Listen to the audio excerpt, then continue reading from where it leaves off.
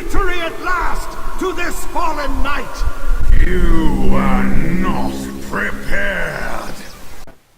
What's up everyone, this is DR with the WoW Breakdown 101, bringing you the Sha of Pride Melee DPS point of view guide for normal 10-man Siege of Orgrimmar. As you should already know, the pool is a very important part of your DPS in a raid encounter, and ensuring that you have a nice in-game countdown for the pool will allow your raid to make the most out of their pre-pots and setup prior to the pool, as in with the DK army of the dead. As you see in this video, one of our DPS got a little ahead of themselves and pulled the boss a bit too early. Also, ignore the damage that is being done in this footage, as it was a speed run getting some of the guildies that needed some gear their purple shinies. Okay, now I'm going to post a link to the Fat Boss for a detailed 10-man normal mode encounter so that you know everything this boss does.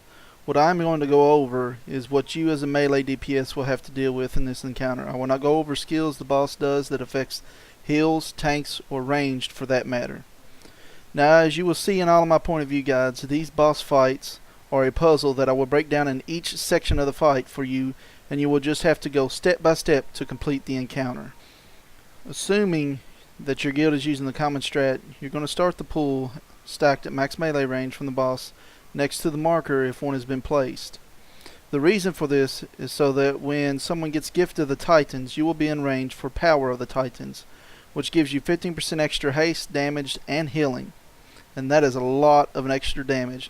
And if you're the one with gift of the Titans, then you will be in range of all the other DPS, giving them power of the Titans.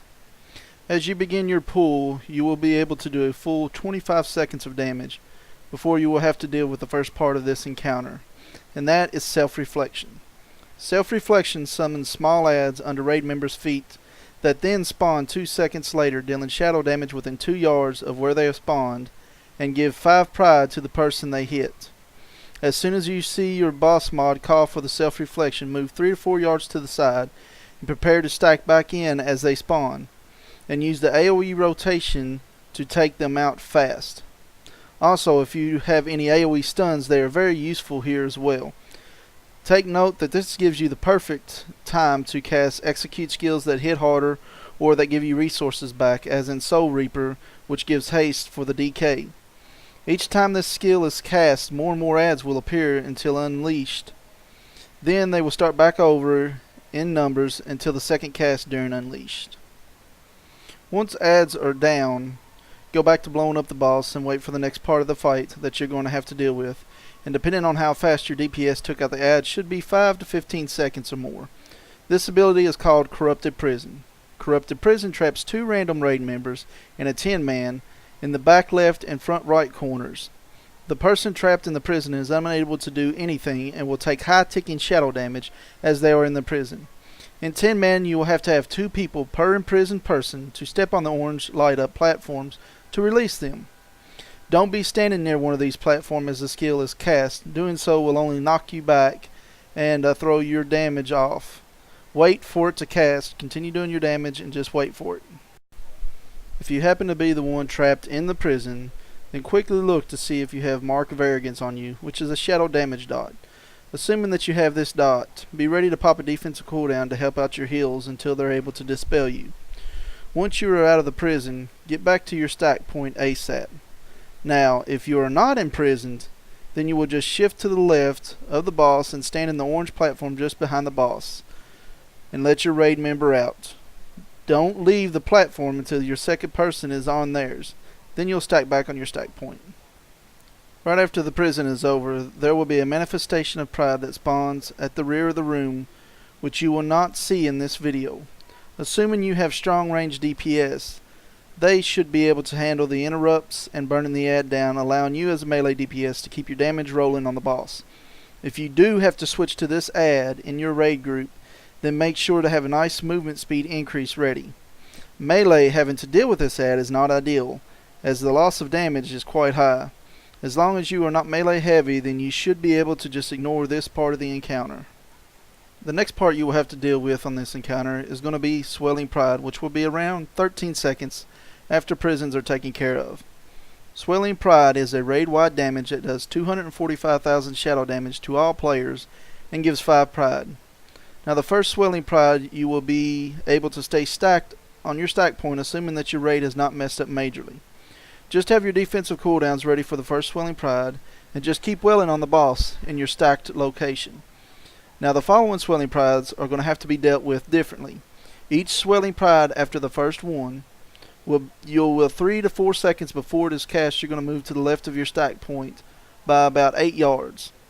As you will be at this point above 25 Pride, and create a bursting Pride zone where you are standing that will explode, dealing 210,000 shadow damage to all players within 4 yards.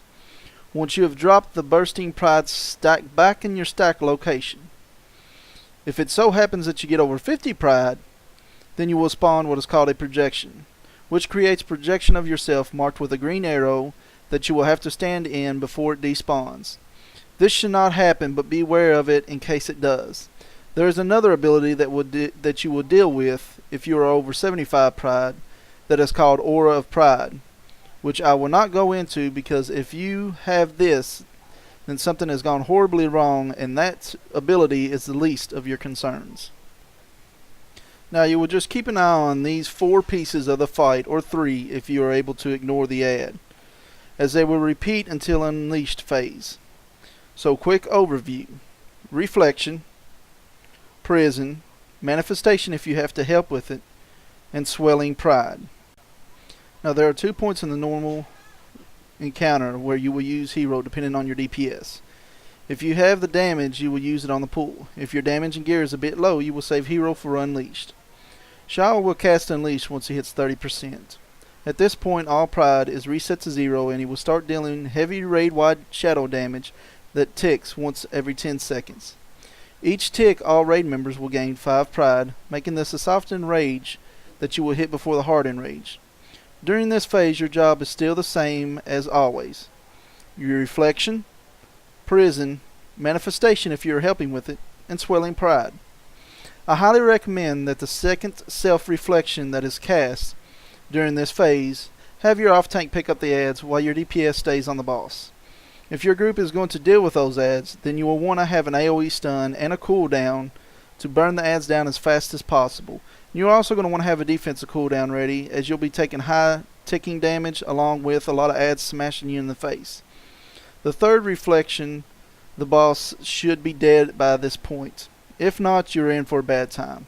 If this is going to happen, either have the tank pick up the ads, or a DPS pick up the ads and kite them, and all the other DPS should stay on the boss. That is all I have for this guide. If it helped you, then send me a like, share, and subscribe.